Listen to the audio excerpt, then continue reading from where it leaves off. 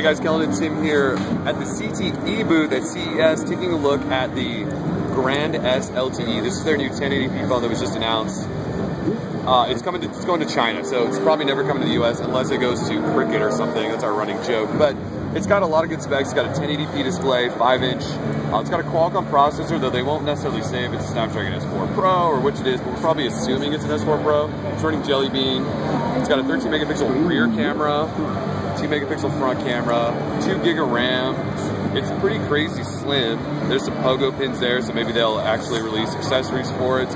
Does have micro SD storage, so you can expand that from the 16 gig internal.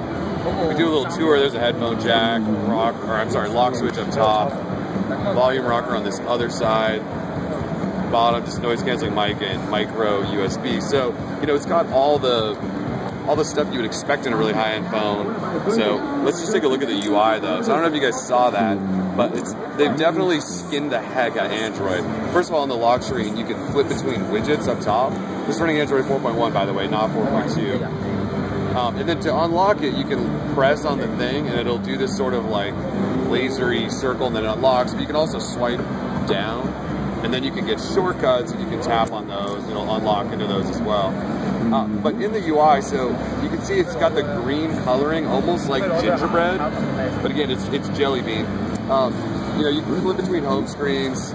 You go to the app drawer. None of this. It almost doesn't look like Android. It's so heavily skinned.